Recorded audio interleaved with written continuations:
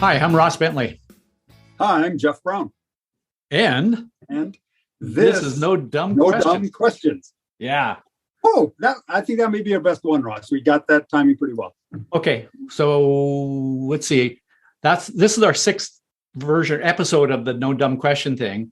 And maybe, let's see, by the time we get to 60, we'll have it perfected. Do you think? Yeah, if it's anything like the racing I've done in the past, I'm still working on perfection. So I think it could go on forever. Yeah. Okay. True. Well, I've got a question for you that somebody sent in, and this is pretty serious stuff. So I think it'll be kind of fun. Okay. So basically, the question is, I have a question for Jeff about proper test procedures of a race car. My team and driver are moving up a class, and I'm not going to mention any names or cars here because we don't want to give anything away. We plan on running an extensive program before the season starts. Last year, we ran a blank.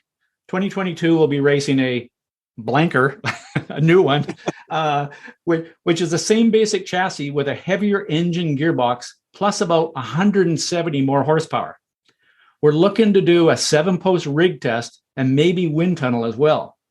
Would it be best to track test our car with our setup first and then go to the rig test, or rig test and aero test, then track? What do you think, Jeff? This is serious stuff. Yeah, this is serious stuff. First of all, I think it's cool that, and we're not giving anything away here. This isn't, Roger Penske or Chip Ganassi asking this question. This is a amateur racer. And amateur, I don't mean in technology. I mean he's not doing this to make a living. He's spending his own money. And he's thinking about wind tunnel, K&C, and shaker rig tests. That's pretty cool. I mean, usually the answer is, it's not even a question because you can't afford to do all of that stuff. And so I've been in some situations, some teams that could afford to do that, professional teams, but we still, you still have a budget. You can't just do everything you want to do. So you have to decide what to do. The fact that he's getting a new car and that's what he wants to learn about, and maybe that car is slightly related to the first car that he had, so he knows a little bit about what to expect, maybe helps decide which you do first. Sometimes you have to know the car well enough to know what questions you want to answer when you go to a rig test, a wind tunnel, a shaker rig, or a K&C. You have to know what you don't like about the car. Why does it handle bad? Does it handle bad in the high-speed corners? And then you can go to these rig tests and focus on solving those issues that you have at the track. I've also had gone where I got a brand new car and you wanted to know its sensitivities to things before you went to the track.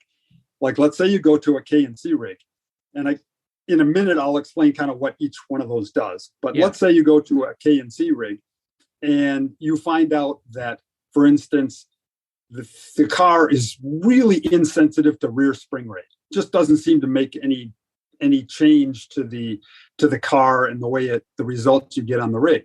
Well, then you can go to the racetrack and not waste your time for a day throwing different rear springs at it to try to see how it handles, because you're probably not going to get much, and you know that already. So depending on what situation, and you can play the rig versus the track testing against each other. So I guess this is a good time to stop and explain what each one is. And I'll ask the dumb question of the K&C versus 7-post rig. Same thing, different thing? Different thing. So a 7-post rig, which most people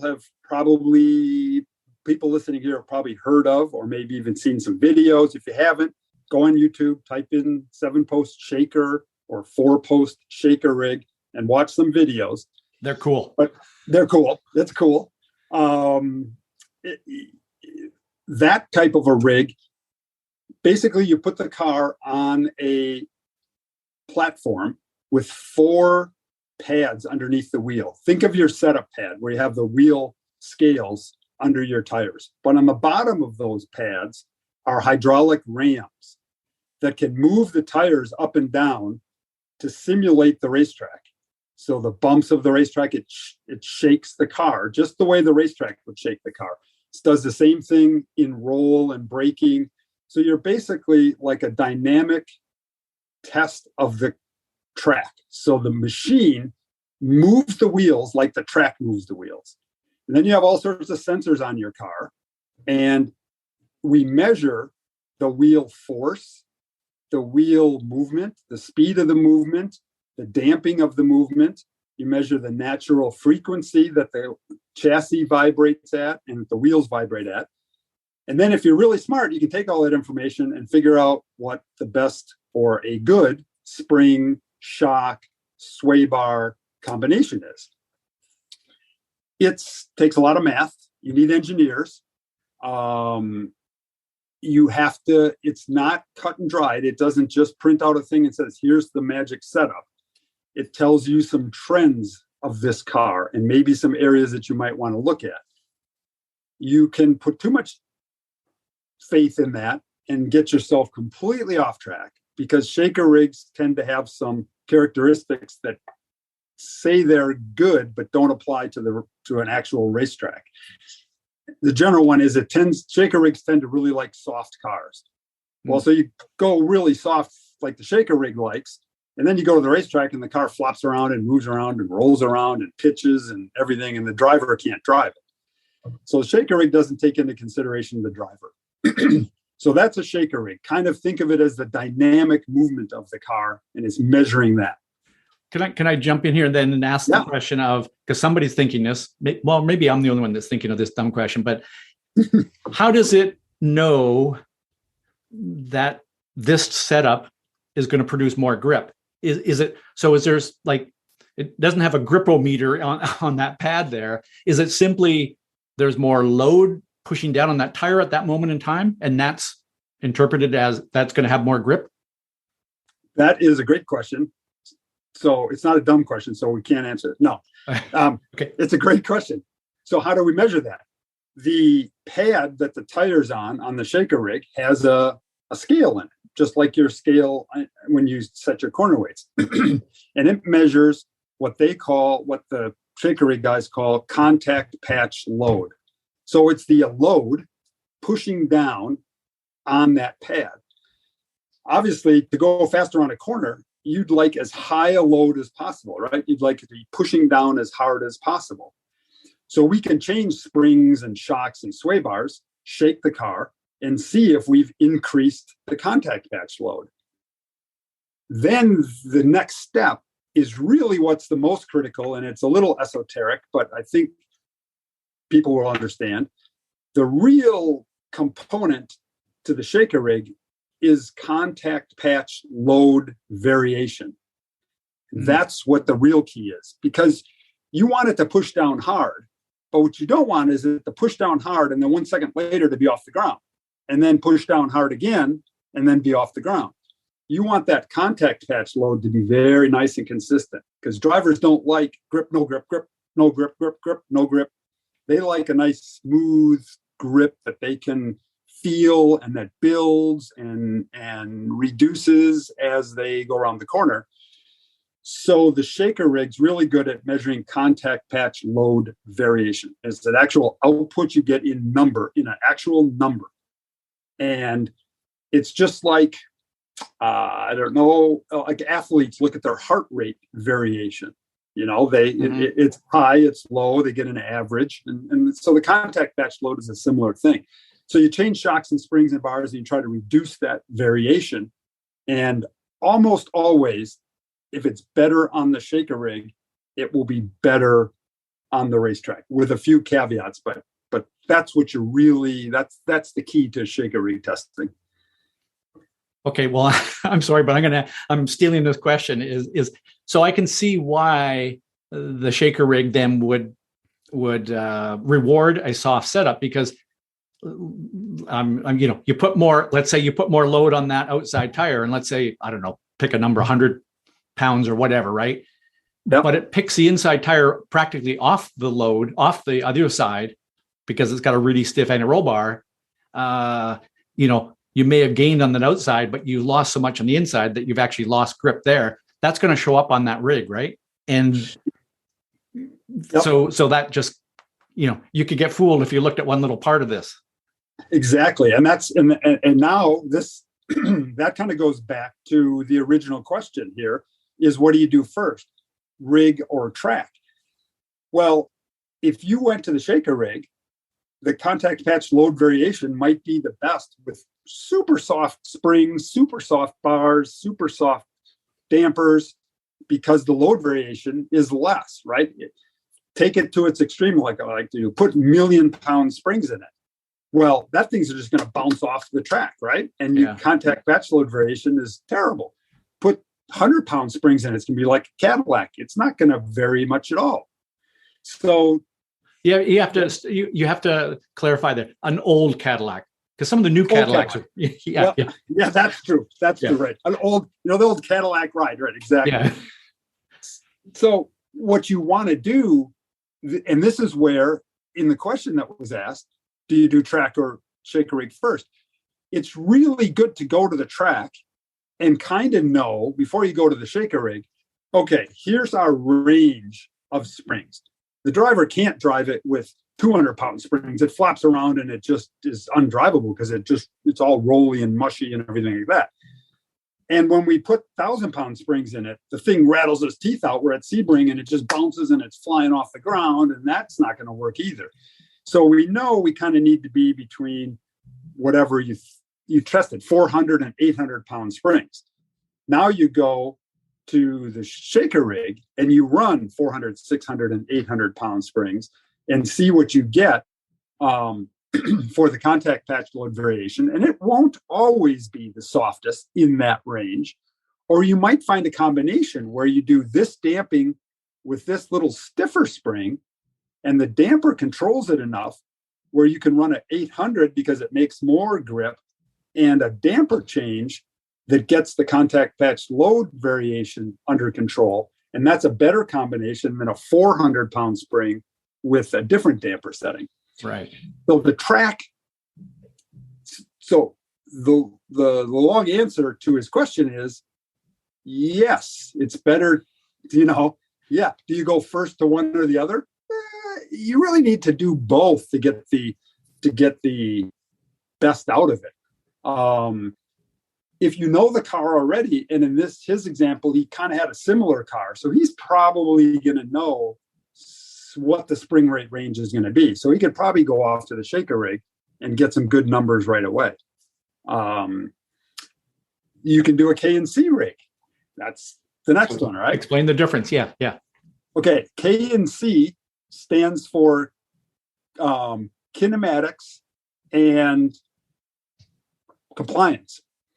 So the kinematics of a suspension are just how it moves, how the suspension geometry moves. And most people have heard of roll centers and anti-dive and anti-squat and all the geometry of a double wishbone or even a solid rear axle suspension. And there's lots of programs where you can put in the pickup point locations by measuring with your tape measure, and you can get a answer to how the roll center and the different geometry aspects change as the car moves. The K&C rig is it almost looks like a shaker rig, 4 posts with pads underneath it, but instead of shaking the car by the wheels, you're actually pulling the car down and rolling it or pitching it or squatting it. You're pulling it down and you're measuring physically how the geometry changes. That's the kinematics. You're measuring the roll center, you're measuring anti-squat, measuring anti-dive, and you're doing it with forces. So it pulls down on the car really hard, it rolls it into a corner, and then it kind of freezes it. So pick your favorite track. I don't know, turn 1 at Sebring. We know from the suspension geometry and our data, again, going to the racetrack, this is where it would really help to go first to the racetrack.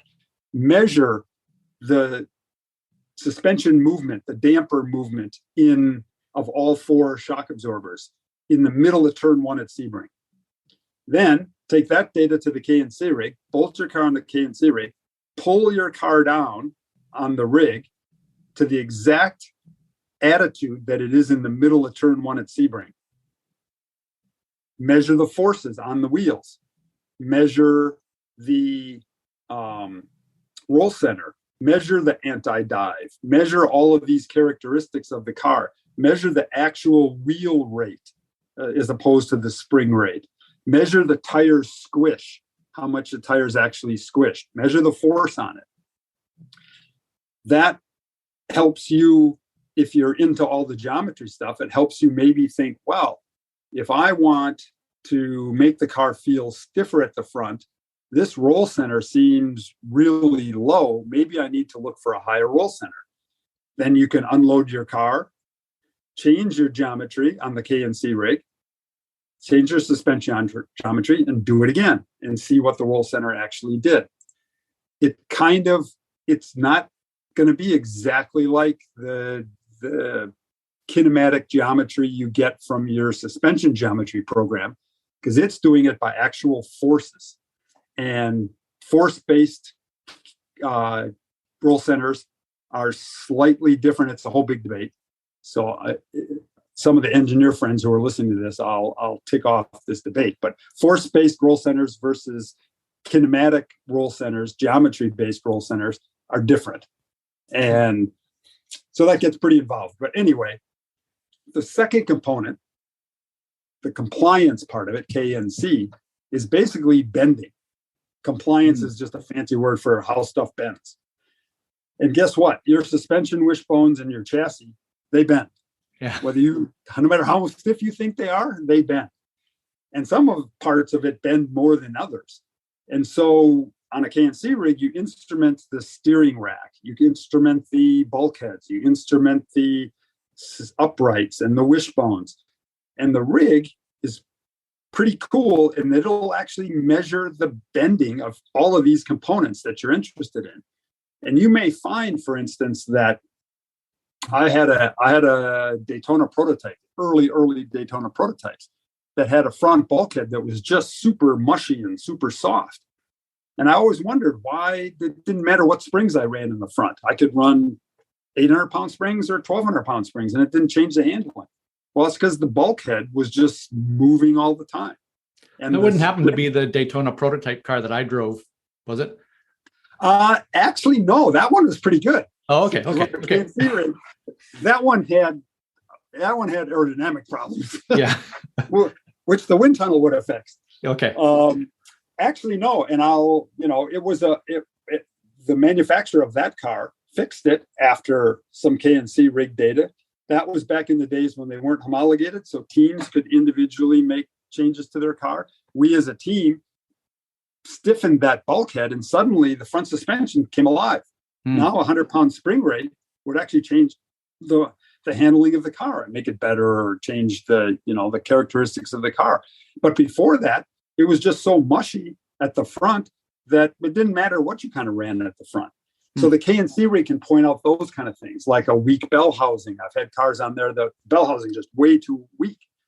And what about like if you took a production car, a production-based race car, even, you've got your suspension pickup points that are supposedly fixed, but right. Then you've got bushings, and that's part of the compliance too, right? And I got to think that like if you just drove a car off the street and put onto a K&C rig, you're going to have a ton of that.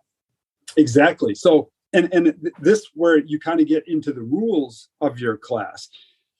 If you're allowed to change your suspension bushings, you can go to a K&C rig, run the car the way it is, change the bushings, put in, Delrin or brass bushings or something like that, and suddenly you're going to get an answer of how much stiffer the car is. I've been to K&C rigs with homologated, like strict, a Porsche Cup car. I'm not giving anything away. I've been there with a Porsche Cup car. You can't really change anything. That's spec class for everybody supposed to run the same car. So what good would it be to go to a K&C rig? Well, we went because we wanted to know how sensitive the car was to front spring, rear anti-roll bar, front anti-roll bar, tire pressures. And we found some areas where it didn't matter. Some component of the car was bending so much that it didn't matter whether you changed, I'll make this up, the rear spring. So we then went to the racetrack and we didn't play with rear springs because there was no point in spending our time and our money messing with something that we knew by the rig was going to be ineffective. Right. So depending on the rules of your class, you can learn some things, okay, so why do I go on K&C rig and play with rear springs because I'm not allowed to change rear springs? Right. No, but maybe you'll find something that will point you into, wow, the front anti-roll bar is super sensitive on this car. That's what I'll play with rather than rear springs. Right. So I guess the last part of that is wind tunnel. If you had access to the wind tunnel, would you take a new car there first before going to the track, or go to the track first? That might be the one that's maybe a little more cut and dry.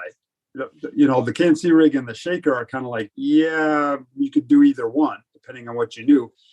The nice thing about a wind tunnel is you probably have a certain number of things that you can change. Ride height being a main one, maybe a wing, maybe a splitter, maybe a gurney, maybe, a few things. So you could bring your parts, go to the wind tunnel, kind of run through them all, and again, almost characterize the sensitivity of it. You might run through a bunch of wing angles and go, it doesn't really affect it as much as I thought. Maybe the roof is blocking the wing a lot, or the splitter becomes really sensitive. Then you go to the track, and if you have a handling issue in a higher mid to high speed corner, you then know where to attack first. You can go, well, I'm not going to mess with the wing. That doesn't really do much because it's blocked. Splitter's really powerful, so I'm going to balance the car with the splitter rather than the wing. And since track testing is so expensive, these rigs aren't cheap either. Wind tunnel's not cheap either, but you could, you're wearing out gearboxes and engines and tires and track rental and all of that kind of stuff to go learn all of this. Plus you're risking the car. You don't often write off a car got a K&C rig. Hope not. although I have snapped a rear suspension on a K&C rig. Wow. And it sounded like a bomb went off in the place. It was nice to know though. But wow. Yep. Actually, so the short story is, we went to Spa. We were running a LMP2 car, broke a right rear lower wishbone in the bottom of Eau Rouge. Destroyed the car. Driver okay, car toast. Took the backup car to the K&C rig, loaded it the same way, and snapped it exactly the same way on the rig. And it was like a boom, and the car jumped up in the air, and it was, that was pretty amazing. But that wasn't the point we weren't trying to break it. So you were the fix for that is you just told the driver to slow down, right? No. We made the wishbone big and beefy. Yeah. Okay. So anyway, the wind tunnel is probably one we're going first, might be more benefit. But again, if you went to the racetrack and you had massive high-speed understeer all places, and you tried wing and splitter and ride height, and you still had massive high-speed understeer, then you could go to the wind tunnel and answer why. Yeah.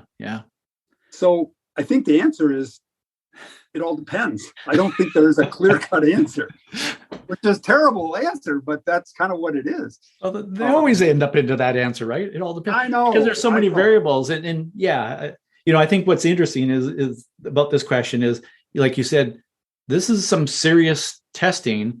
And, hopefully this team they've got a little bit of information from the past that they can use.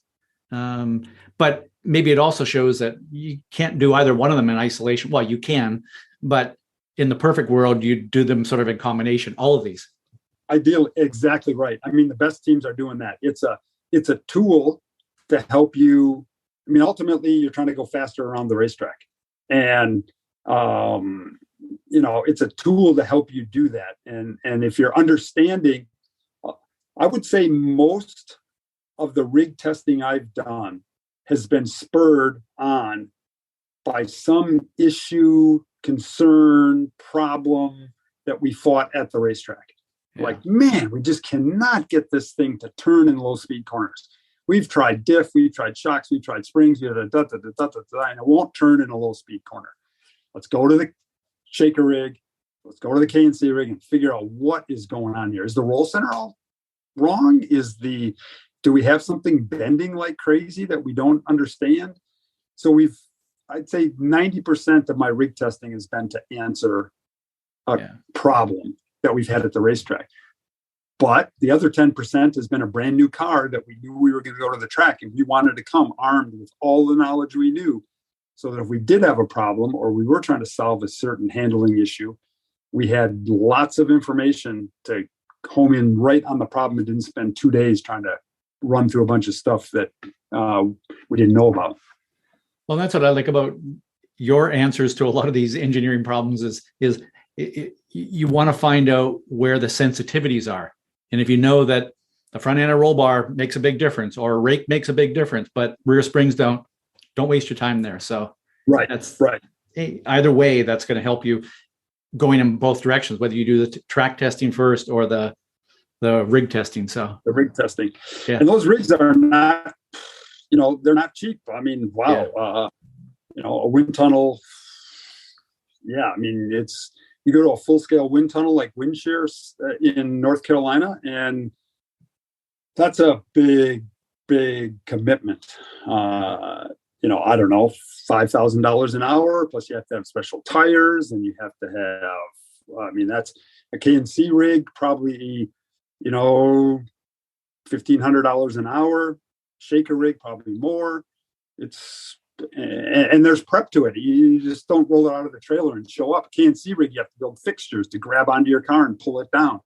Shaker rig, you have to have fixtures to do the same thing. And you have to have good data before you go there.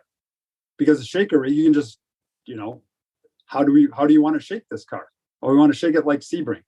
Well, they need to know the acceleration and the movement of your car from Sebring. They can't just put in Sebring because they don't know how that moves your car.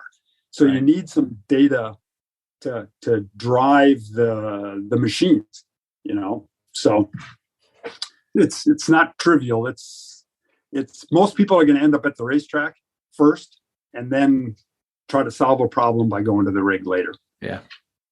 Okay. Well, I'm glad we answered that question. Got that right nailed down. It depends. Right. It depends. Right. Clear as mud. Yeah. Yeah. All right. So I got a question that probably, I don't know, might have the same kind of answer, but so this is for you, Ross, and it's from it's from Roy Lipner. Roy. Yep. Okay. Roy. Let's do this. He says, "Hi, Ross and Jeff. I've listened to a British-based podcast called Your Data Driven. Very good podcast, by the way, from Shamir. Yep. Friend Samir. Yep. To listen to that. Which had, I think that's probably John Block, on as a guest. He advocated maintenance throttle as a method to roll speed through the corners, in particular parts of the corners where you can't get to full throttle. I finally have broken the habit of maintenance throttle and get to throttle only when I can apply full throttle, or when I jab the throttle to induce throttle steer. Are there two correct ways to navigate a corner, or is this an area where professionals agree to disagree?" So the answer is, it depends. No, it depends. It depends. Yeah. Right. No, I knew you were going to say. And actually, I would say that no, there are not two correct ways. There are many ways. More than two. Oh boy. Yeah. I mean, there could be. So uh, I think what John is referring to in there, and John is guy's brilliant. What I think what he's referring to is, yeah, to maintain speed, you need to add to some maintenance throttle, and some drivers will be off throttle long enough that it's essentially reducing speed. It's decelerating, and I think of corners. Let's say turn 7, the toe or the boot at Watkins Glen. That steep uphill. If you don't immediately go back to some throttle, when you come off the brake pedal, if you don't immediately apply some throttle, you're slowing down because that's a steep hill. And I think not enough drivers think about that part of it, just the deceleration that's going to happen if you're not applying some throttle especially if there's an uphill section. So first off, there are times where you need it just simply to maintain speed and not continue to decelerate. You need to be on throttle, some amount. Some cars respond very well to a little bit of maintenance throttle. You come off the brake, you immediately apply a little maintenance throttle. It kind of helps settle the car or balance the car. And the car actually has more grip because of that, because you've got the car perfectly balanced. I always think about it as a platform. And your job is to have that platform as flat to the road as possible. And there are times where you need a little maintenance throttle to do that. Some cars, you pick up that little throttle and it immediately induces some understeer. And you can explain why with K&C rigs and shaker rigs and all that. But, you immediately just like you breathe on the throttle and it unloads the front tires just that tiny little bit. And you immediately pick up some understeer. And then the driver complains about the understeer. And they get frustrated with the understeer and they don't do anything about the understeer and just drive through it and everything. And because they've been told never coast or never be off the throttle or never, always be on one of the pedals. But there are cars in some corners where the best thing you can do is be off the brake and off the throttle for some tiny moment in time to allow the car to finish turning and getting pointed in the right direction. And so, is there a time and a place for maintenance throttle? Yes, there is. Is there a time and a place for no maintenance throttle and being off both pedals? Yes, there is. So I don't think this is a matter of anybody disagreeing. I think it's just there are times where you need that. And I would say, I can remember the very first time, and Jeff, you were there. First time. So I drove a proper Porsche GT car at Daytona when I drove with Colin and the other two 16-year-olds at that time. Yeah. And I can remember coming through into turn 1 and immediately come off the brakes and immediately add a little throttle. And the thing just pushed so bad that, it was the first car where I just had to just stay off the pedals, wait for it to turn, and then get on the throttle. And so, again, there's a time and a place for that. And maybe I'll go off on a tangent here and just rant for a moment. Okay, good. We like rants. I can't stand it when somebody says, you should always be on either the brake or the throttle. And yes, I kind of said that in one of my books, but I meant it as a guideline, not a rule. And, or somebody says you should always have some maintenance throttle, or you should always roll speed, or you should always trail brake, or you should never trail brake, or I'm sorry, but there are no rules in this business. Right. There is no, you always do it this way. It depends. And I think the question here becomes, what are you trying to do? What are you trying to get the car to do? And you need to think about that. And, if you want the car to rotate more, you're probably going to stay off the throttle for an instant and let the car finish turning. If you want to balance the car to get maximum grip, and maybe even in a fast corner, I'd rather have a tiny little bit of understeer. I might start to feed in that throttle very early just to try to get the car going in that direction. So, again, you got to ask yourself, what are you trying to achieve as a driver at that moment in time? I think the key for me as an engineer, the best thing is to have a driver that understands exactly what you just said, that can adjust the handling of the car based on how he uses the throttle, right? Yeah. Because because it would seem to me that, I took your example of different situations. When I was running Indy cars on ovals, you wanted to use some maintenance throttle in a long corner. Probably you don't want to coast for a long time.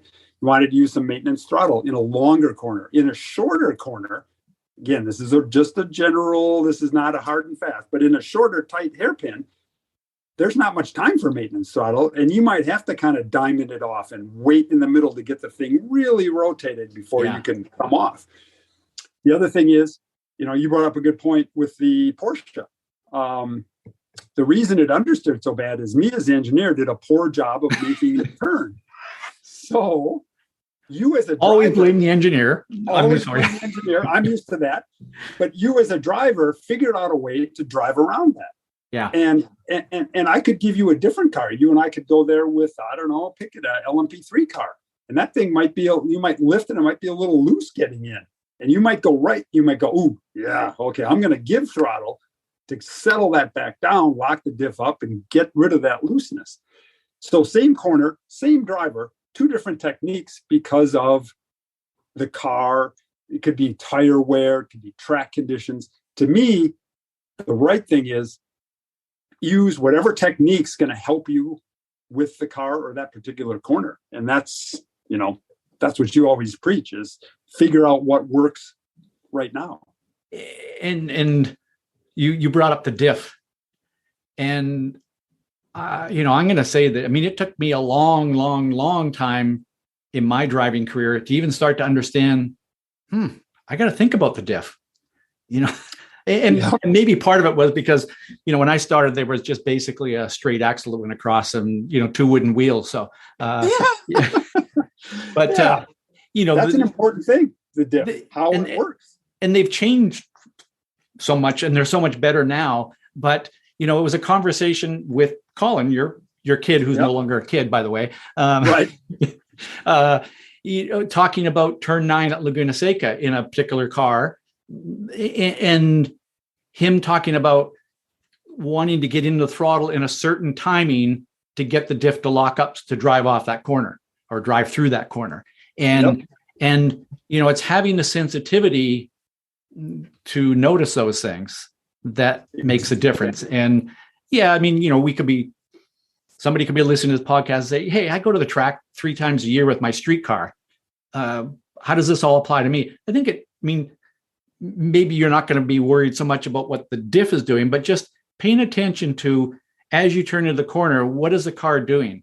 And is the car rotating or changing direction as much as you want it to, more than you wanted it to, not as much as you wanted it to?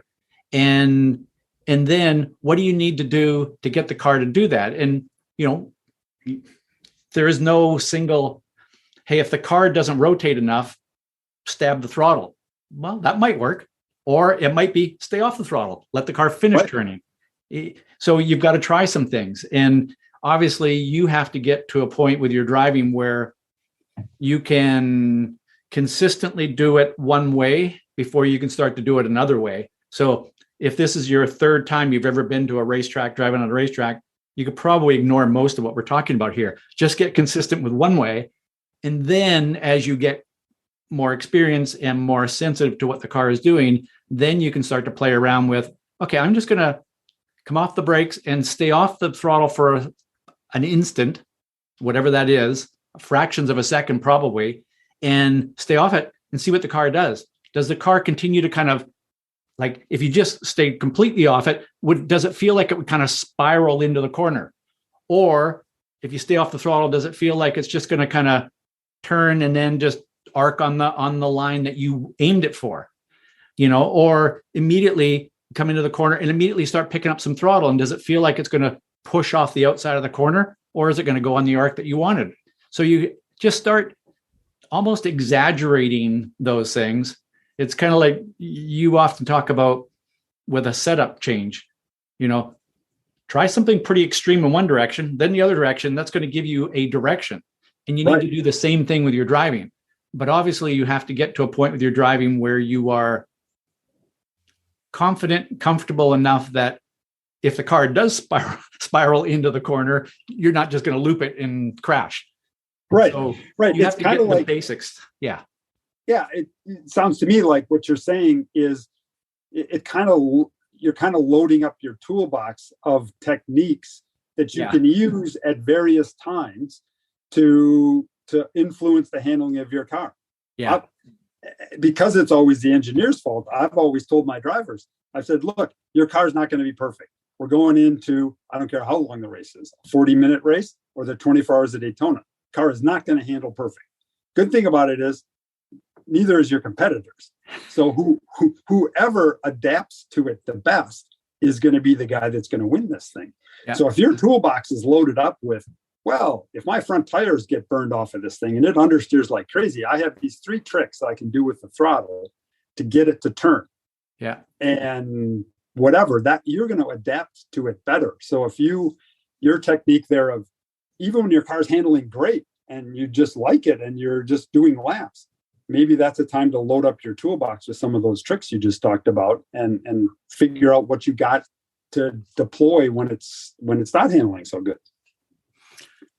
So, Roy, hopefully we answered your question with another vague, it depends, but it does depend on what the car is doing and when you want it. But I think, to part of your question, or the last part of your question is this where professionals agree to disagree? I don't think that's necessarily the case here. I think it's just simply, it depends on the situation. And I'm pretty sure that if John Block was on this right now in this conversation, he would agree entirely with what we're talking about, that somewhere in here, it just depends on what the car is needing at that moment in time. Maybe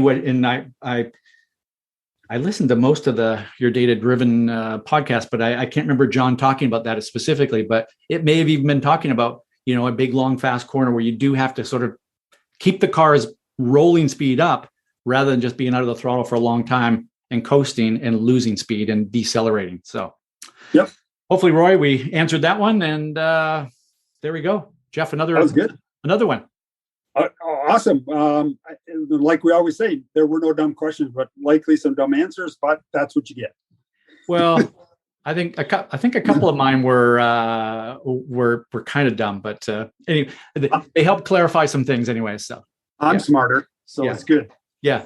So if you have a question, if you have a question for us, please, you can email it to me through speedsecrets.com. You can post it on our Facebook and Instagram pages. Jeff, you're still using your Mesa Vista Coffee Instagram. Yep. So see me at the racetrack. I'll be at almost every IMSA race and SRO race. Just we've gotten questions all different ways. So keep them coming.